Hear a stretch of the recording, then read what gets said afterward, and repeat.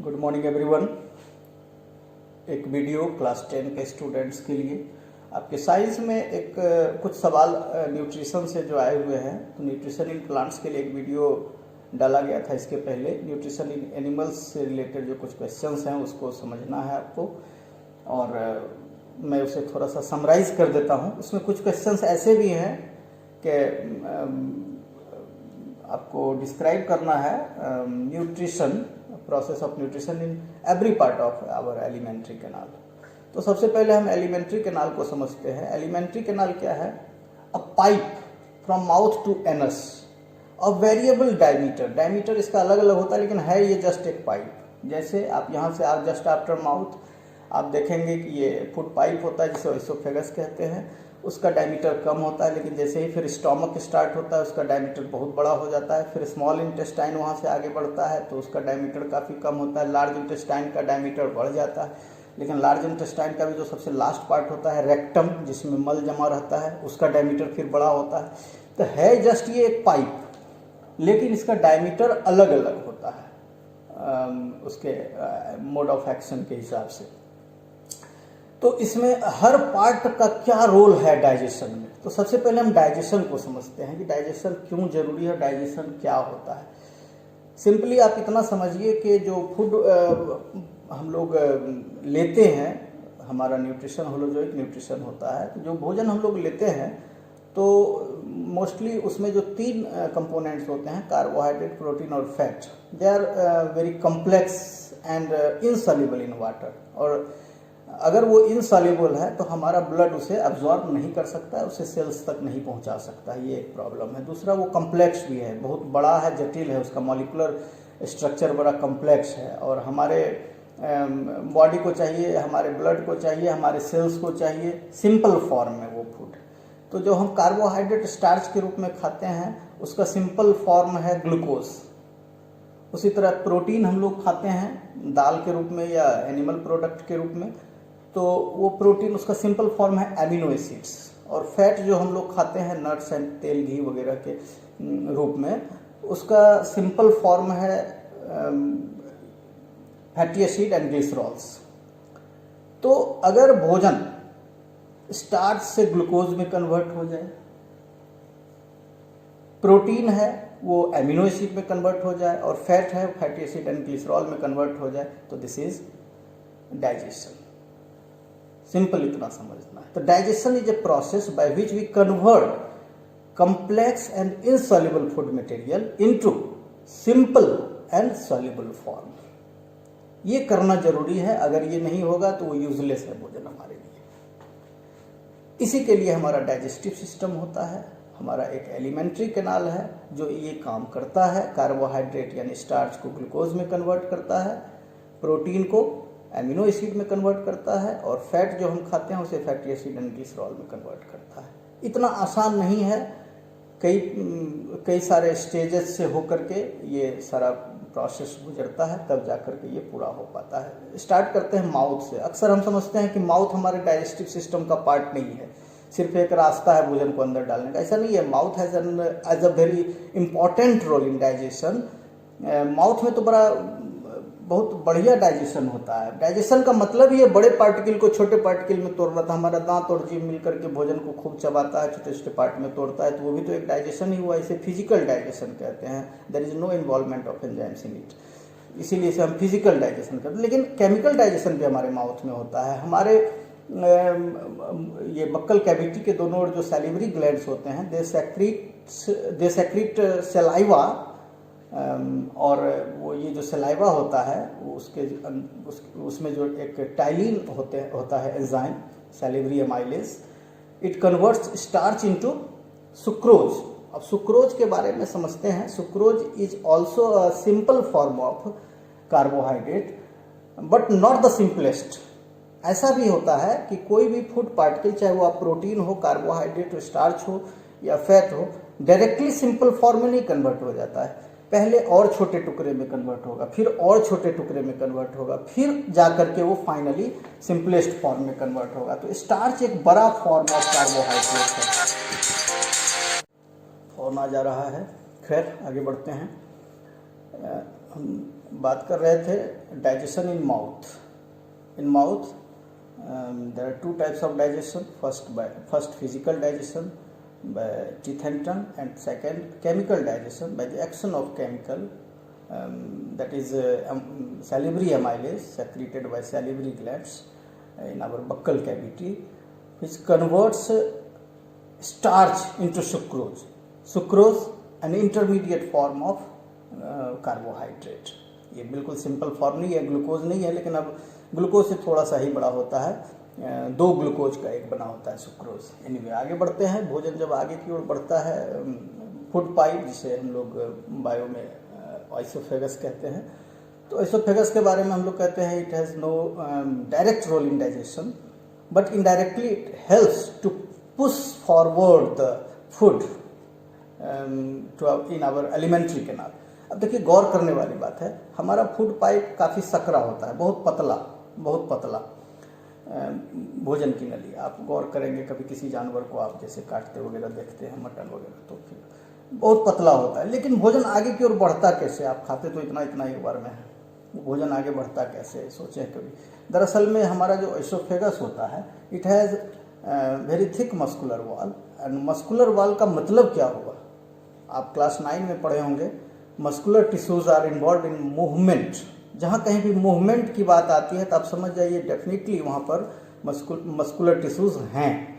तो हमारा जो एसोफेगस होता है, its wall is made up of its thick wall is made up of muscular tissues which help in pushing forwarding of food in our alimentary canal.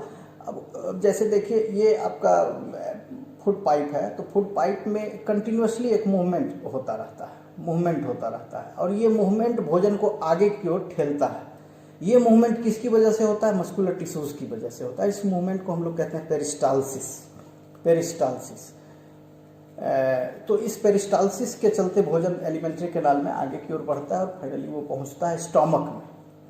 और stomach has a very important role in digestion, especially in digestion of protein. अब यहाँ पर mouth में तो carbohydrate थोड़ा बहुत बचा था, एसोफेगस में डाइजेशन नहीं हुआ, लेकिन जब हम स्टोमक की बात करेंगे तो स्टोमक में डाइजेशन होता है, वो प्रोटीन का डाइजेशन होता है. एक्चुअली हमारे स्टोमक की दीवार में कुछ ग्लैंड्स होते हैं, they are gastric glands. They secrete a juice, that is gastric juice, and gastric juice has two types of chemicals. First is hydrochloric acid and second pepsin is in inactive form because it needs acidic medium for its action. तो ये acidic medium बनेगा भोजन का कैसे? Because hydrochloric acid is also secreted in gastric juice. तो gastric juice से hydrochloric acid भी तो निकला है. हाइड्रोक्लोरिक एसिड तो एक स्ट्रॉन्ग एसिड है, काफ़ी डाइल्यूटेड फॉर्म में होता है वो, और भोजन के साथ जैसे ही मिलता है भोजन हमारा एसिडिक हो जाता है. अब गौर करेंगे, कभी जब आपको वॉमिटिंग होती है, भोजन आप बाहर निकल आता है, तो आप गौर करेंगे वो खट्टा होता है. ऐसा इसलिए होता है क्योंकि जैसे ही वो पेट में पहुंचा, वहाँ पर हाइड्रोक्लोरिक एसिड उसके साथ मिक्सअप हो गया और वो भोजन अब एसिडिक हो गया. और एसिडिक होना अच्छी बात है, क्योंकि एसिडिक जब तक नहीं होगा पेप्सिन काम नहीं करेगा. अब पेप्सिन काम करता है. पेप्सिन करता क्या है? प्रोटीन को छोटे टुकड़े में तोड़ता है. बिल्कुल छोटे टुकड़े में नहीं है, एमिनो एसिड में नहीं, इतना जल्दी डाइजेशन नहीं हो जाएगा.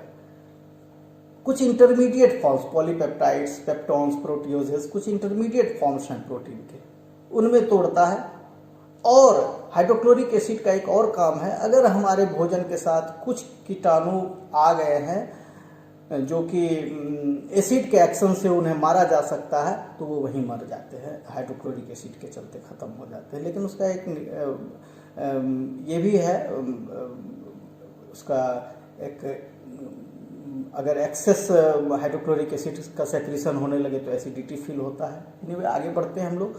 अब भोजन जब स्टोमक में इतना देर पच जाता है, तो अब उस भोजन की स्थिति हो जाती है बिल्कुल काइम की तरह. काइम आप समझते हैं, लई जो होता है, लई हम लोग आटा और पानी को मिला करके गर्म करके बनाते हैं साटने के लिए कुछ भी, उसी तरह लई के तरह का होता है, उसे काइम कहते हैं.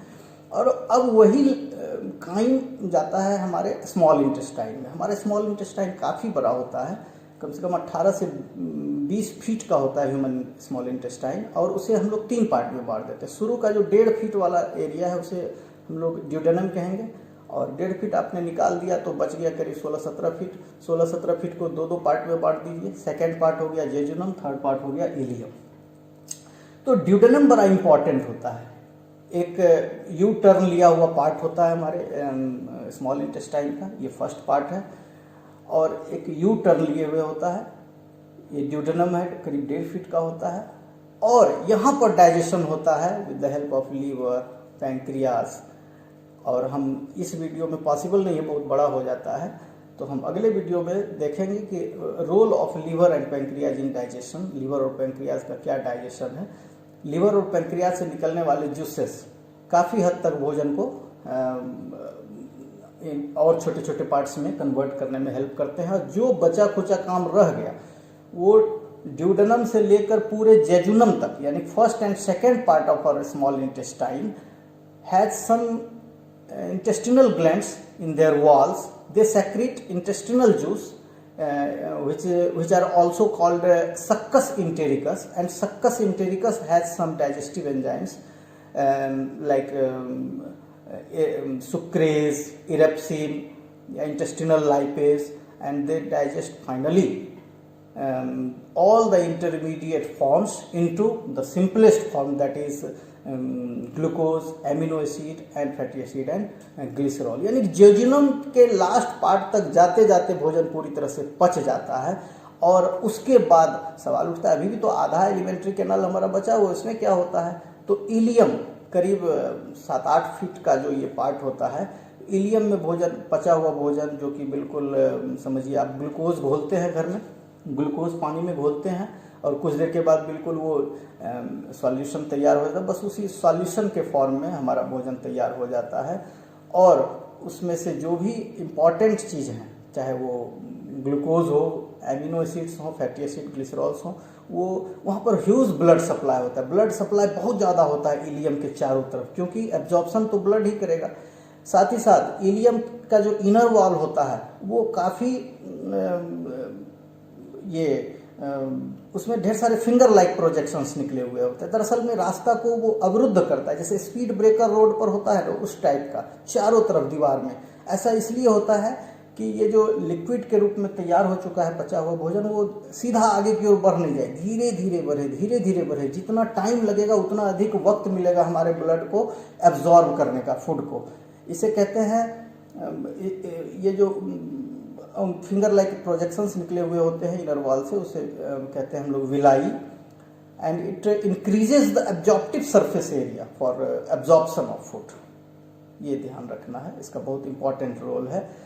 और इसकी वजह से भोजन धीरे धीरे आगे की ओर बढ़ता है और वो एब्जॉर्ब होकर के ब्लड में चला जाता है, जो भी यूजफुल मटेरियल्स हैं। और अनयूज्ड फूड हम खाते हैं तो सारा का सारा यूज़फुल ही नहीं होता है। बहुत सारा ऐसा भी चीज़ हम लोग खाते हैं जो अनडाइजेस्टेबल होता है या अनयूज्ड होता है और हम खा लिए हैं उसे, जैसे छिलका है या कोई भी कुछ भी इस तरह का चीज़, तो वो आगे की ओर बढ़ता है, लार्ज इंटेस्टाइन में चला जाता है। लार्ज इंटेस्टाइन हमारा जो है वो वाटर को एब्जॉर्ब कर लेता है, क्योंकि पानी तो यूज़फुल है, पानी को वो एब्जॉर्ब कर लेता है। क्योंकि आपने देखा होगा माउथ से लेकर के अभी तक कहीं पानी का कोई रोल समझ में आया नहीं है, और पानी का क्या हुआ ये भी अभी तक कहीं कोई चर्चा नहीं हुई थी। तो water is absorb by large intestine, और लार्ज इंटेस्टाइन खत्म होते होते लार्ज इंटेस्टाइन का लास्ट पार्ट होता है। फर्स्ट पार्ट जो एक पाइप के रूप में है उसे इलियम कहते हैं, बाद वाले उसे कोलोन कहते हैं। बाद वाले पार्ट को, जो कि एक बैग लाइक स्ट्रक्चर है जिसमें मल जमा होता है आकर के, वो रेक्टम कहलाता है। तो ये मल अब बचा कौन, जो अनडाइजेस्टेबल मटेरियल है, अनयूज्ड मटेरियल है, या डाइजेस्टेबल भी था लेकिन हमारा डाइजेस्टिव सिस्टम ठीक से काम नहीं किया, तो कुछ यूजफुल मटेरियल भी कुछ इस ढंग से, ये सारे मटेरियल मल के रूप में रेक्टम में आकर जमा होते हैं, जिसे पीरियोडिकली बाहर एनस के थ्रू निकाला जाता है। ये था हमारा डाइजेस्टिव सिस्टम।